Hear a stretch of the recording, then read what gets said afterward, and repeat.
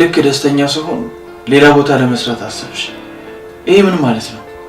በቃ ጨዋታ ነው እንዲያሽ። ባቢ ለሁለታችንም ሲባል ነው እናንተ መራራቅ አለብን። ለምን? ቆይ መራራቁ ለምን አስፈለገ? ንገሪኝ እንጂ ለምን ዝም ትያለሽ? ታውቃለህ አይደል እንዴ እኔ እናንተ መቼም ቢሆን አብረን መሆን እንደማንችል።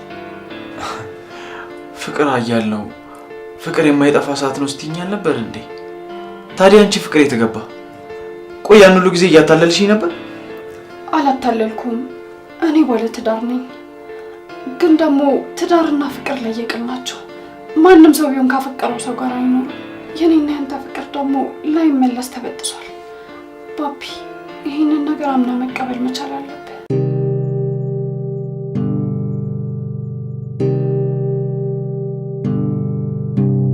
ትዳር ምንም ሊኖርሽ ይችላል። ግን ይኸውልሽ አንቺ የተፈጠርሽው ለእኔና ለእኔ ብቻ ነው። ገባሽ? አንቺ የኔ ብቻ ነሽ። ማናችን ለማናችን እንደምንሆን ፈጣሪ ብቻ ነው የሚያውቀው።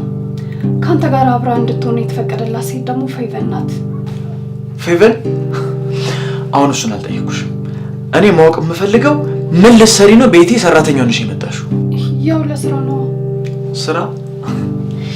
ስራ ቢሆንማ የተሻለ ስራ ሳቅርብልሽ ትቀበይ ነበር። ይኸውልሽ ህይወቴ ትዕግስቴ ተሟጧል። ለምንድን ነው ሰራተኛ ሆነሽ ቤቴ የመጣሽው? እውነቱን ብቻ ንገሪ። ባቢ እንድታሽኝ አልፈልግም። እባክህን አታስጨንቀኝ። እኔ ምንም የምነግርህ ነገር የለም። ህይወት ወዴትም ንቅንቅ ማለት አትሽ። ምን?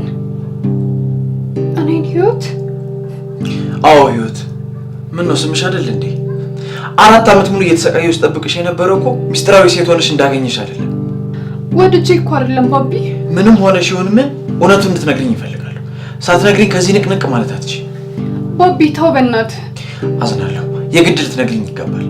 ባቢ እባክህ ልቀቀኝ ልውጣ። በቃ ሚስጥሩን ባታውቀው ይሻለኛል እኮ። ለምን? ትሞትብኛለህ።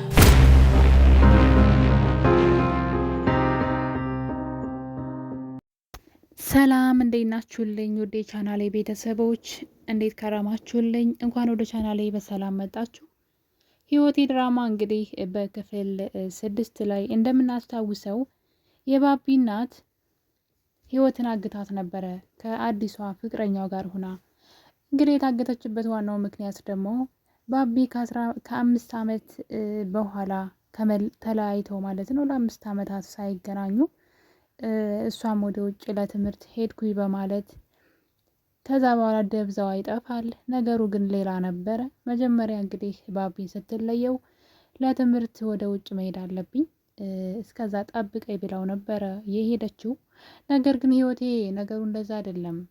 ቤተሰብ ለሌላ ለሚፈልጉት ሰው ስለዳሯት ነው።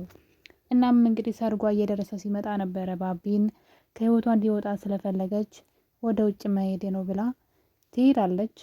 እሱም እንግዲህ ደስ ብሎት ነበረ የሸኛት። ነገር ግን ከዛ በኋላ ደብዛዋ ይጠፋል ማለት ነው። ላለፉት 5 ዓመታት እሷ የሰጠችውን ስጦታ በእጁ ታቅፎ እሷን ሲጠብቅ ይኖራል። ስልክ የለ ምን የለ ጠፋች። ነገር ግን ድንገት የሆነ ጊዜ ከ5 ዓመት በኋላ እሱ ፊልድ በሄደበት ወቅት ነበረ ቤታቸው ውስጥ ሰራተኛ ሆና ተቀጥራ ያገኛት። አስባበት ይሆን አጋጣሚ ይሆን ባይታወቅም እነ ባቢ ቤት ያቺ 5 ዓመት ሙሉ ሲጠይቃት የነበረው ፍቅሩ ህይወቴ ቤት ውስጥ ሰራተኛ ሆና አገኛት። ቤታቸው ውስጥ ለመቀጠር ለመጀመሪያ ጊዜ ቤታቸው እግሯ እንደረገጠ ነበረ ለባቢ የሰጠችውን ስጦታ ብርጭቆ የሰበረችው። እናም በዛ የተነሳ ቤት ውስጥ በቃ አለቀልሽ፣ ባቢ ሲመጣ ይገልሻል። ይህ ስጦታ ማለት ለሱ ህይወቱ ነው። በጣም ከሚወዳት ፍቅረኛው የተሰጠው እንዳይኑ ብሌን የሚጠብቀው ስጦታው ነው። ስለዚህ ይገልሻል አሏት። ህይወቴ ኩባያውን ደጋግማ ስታየው እሷም ያ ኩባያ ስጦታ አላት። ምክንያቱም እሷም አንድ አይነት ስጦታ ተሰጣጥተው ነበረ። እናም ይሄ ስጦታ እኮ እኔ ጋርም አለኝ፣ ቆይ የማን ነው ብላ ግራ ተጋብታ እንግዲህ ይገልሻል ገና እንደመጣ ከዚህ ቤት ጥፊ እያሏት ነበረ።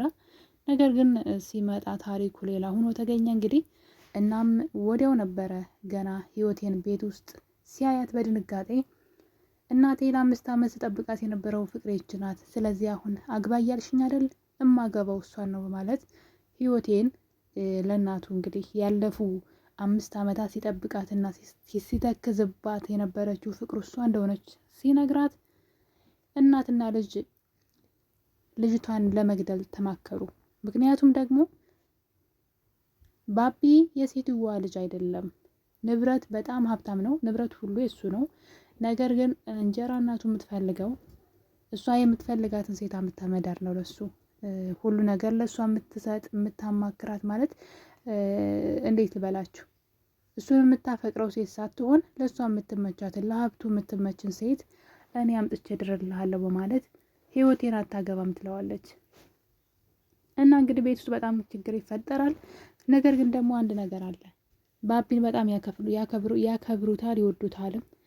በዛ ላይ ሁሉ ነገር የሱ ስለሆነ ሴትዋ ምንም እንደሌላ ስለምታውቅ ከነ ክፋቷን ቢሆን ባቢን ታከብረዋለች፣ የውሸትም ቢሆን እና እንግዲህ ባቢ እንግዲህ ምንድነው ያደረገው? ህይወቴ በፍጹም እዚህ ቤት ውስጥ የቤት ሰራተኛ ሆነሽ መኖር እንደማትፈልጊ አውቃለሁ፣ የተማርሽ ብዙ እውቀት ያለሽ ነች፣ ስለዚህ ከእኔ ቢሮ እኔ ጋር ትሰሪያለሽ ይላታል።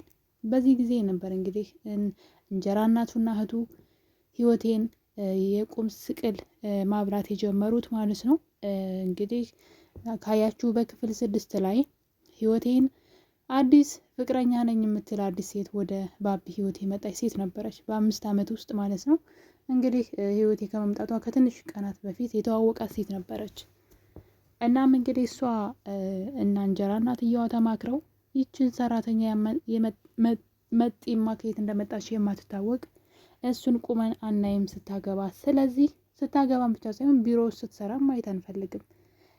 እና እንግዲህ ምንድነው ያደረጉት? ያግቷታል። ህይወቴን ያግቷትና ወረቀት ጽፈው ያስቀምጣሉ። ከዚህ ቀደም ካስታወሳችሁ ለባቢ የሆነ ነገር ነግረው ነበረ። ወደ ህይወቴ በድጋሚ ስለመጣሽልኝ ከዚህ በኋላ ህይወቴን በትክክል መኖር ጀምራለሁ እና እንጋባ ብሏት ነበር። እሷ ግን አንድ ነገር ተናገረች። ያኔ ወደ ውጭ ልሄድ ነው ብዬ ትቼ ሄድኩት እንዳልኩህ የትምህርት እድል መጥቶልኝ ወደ ውጭ ለመማር ሳይሆን ቤተሰቦቼ ለማልፈልገው ሰው አስገድደው ስለ ዳሩኝ ነው። እነሱ ለሚፈልጉት ለሀብታም ሰው ዳሩኝ። በጣም ክፉ ነው፣ አሰቃይቶኝ። እናም ከሱ ጠፍቼ ነው እዚህ የቤት ሰራተኛ ሆኜ የመጣሁት፣ ከሱ ተደብቄ ነው ትለዋለች። እሱ ደግሞ ይህን መቼም አልቀበልም፣ አንቺ የኔ ነሽ፣ ለ5 ዓመት ጠብቄሻለሁ፣ እናም ከዚህ በኋላ ትተሽ እንድትሄጂ አልፈልግም ብሏታል ማለት ነው። እና በዚህን ነገር እንግዲህ እነሱ ያውቃሉ። እናም ህይወቴን ያግቱና እሷን እያሰቃዩ እሱ ደግሞ እንዳይፈልጋት ደብዳቤ ጽፈው አስቀመጡ። እሱም እንግዲህ ወደ ትዳሯ ወደ ባሏ እንደተመለሰችና ደስተኛ እንደሆነች እናም እንዳይፈልጋት ሁለተኛ የሚል ደብዳቤ አስቀምጠው ነበረ። እሱ ለጊዜው አምኗት ነበረ። እንዴት ትከዳኛለች? እኔ ከ5 ዓመት በኋላ ስጠብቃት ኑሬ መታ ድርጅት ውስጥ አብሬ ይሰራለሁ ካለች በኋላ እና ወደ ህይወቴ ከመጣች በኋላ እንዴት ታይ ትሄዳለች ብሎ እሷን በእሷ መናደድ ይጀምራል ማለት ነው። እና በጣም የሚወደ ጓደኛ ነበረው። ቤታቸው ይመጣና ወደ መታጠቢያ ቤት ሊሄድ ሲል ህይወቴ የሰው ድምፅ ስለሰማች የሆነ እዛ መኖሯን የሚያሳይ ድምፅ አሰማች። ልጁ እዚህ ክላስ ሰው አለ እንዴ ብሎ ሲል የእሱ እንጀራ እናትና የእሱ አዲሷ ፍቅረኛው አረ ማንም የለም እኔ ነኝ ድምፅ ያሰማሁት እያሉ ልጁ ገብቻ ያለው ቢልም እዛ ክላስ ውስጥ አትገባም ብለው ይከለክሉታል። እናም ይሄን ነገር ለባቢ ነገረው። እኔ ግን እነሱ ወይም ደግሞ እነሱ ጽፈው እንዳስቀመጡት ነው የሚታወቀኝ ይሄን ወረቀት። ህይወቴ እነሱ እንዳሉት ወደ ባሏ ተመልስ አይመስለኝም፣ ምናልባት አግተዋት እንዳይሆን ብሎ ይለዋል። ነገሩን እሱ ብዙ መቀበል አልፈለገም። ማንም አያግታትም፣ ማንም ምንም አያደርጋትም በማለት ነገር ግን ጓደኛው እስኪ ቤት እንሂድ፣ እዚህ ቦታ ላይ የሆነ ድምፅ ሰምቻለሁ፣ ነገር ግን እነሱ ምንም የለም ብለው ከልክለው ነው እንጂ እዚህኛው ክፍል የሰው ድምፅ ሰምቻለሁ ብሎ ይዞ ሲመጣ እንግዲህ ውጭ ላይ ሲመጡ ስላዩቸው ልጅቷን ቦታ ይቀይሯታል፣ አስረዋታል ለ3 ቀን ምናምን። በመጨረሻ ግን እሱ መጥቶ ቤት ውስጥ ማውራት ሲጀምሩ ረዥም ሰዓት ሂደው አላዩአትም። ህይወቴም እንግዲህ የታሰረውን ገመዷን ፈታ ከቤት ወጣ ብታመልጥም ነገር ግን ይዘዋታል ተመልሰው።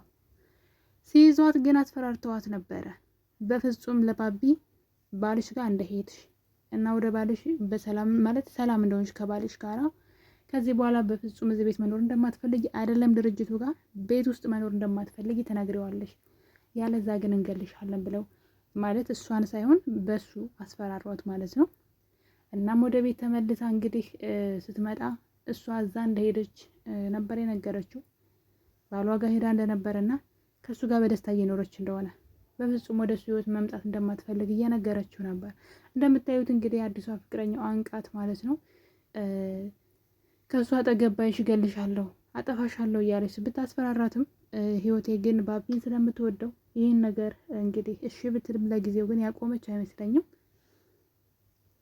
ባቢ ደጋግሞ ቢጠይቃት ይህን ነገር እንደማትፈልግና እንደማትችል ብትነግረውም እሱ ግን በሩን በግድ በመዝጋት ዛሬ ካልተናገርሽ አንላቀቅም ብሎ ሲያስገድዳት እያየን ነበረ። እናም እሷ እንግዲህ በመጨረሻም አንተ ይገሉብኛል፣ ሚስጥሩን መናገር አልፈልግም ብላለች። እና እንግዲህ በምትወዱት ሰው ይመጡና አሁን ላይ በጣም ደግሞ የምናያቸው ድራማዎች በጣም በምትወዱት ሰው ይመጡና ያስፈራሯቸዋል፣ ከዛ ዋጋ ያስከፍሏቸዋል። የማትፈልጉትን ነገር እንድታደርጉ ትደረጋላችሁና በምትወዱት ሰው በምትኖሩለት ሰው ነው የምትፈተኑት። ህይወቴም እንግዲህ በባቢ እንደዚህ እየተፈተነች እየተሰቃየች ትገኛለች። እንግዲህ ህይወቴ ድራማ ከብዙ ጊዜ መጥፋት በኋላ ተመልሰው መጥተዋል። ኪራና ሰላምዬ የተጣመሩበት ምርጥ ድራማ ነው። እንደምትወዱት ተስፋ አድርጋለሁኝ። በቀጣይ በሌላ በአዲስ ቪዲዮ እስከምንገናኝ ቸር ቆዩልኝ።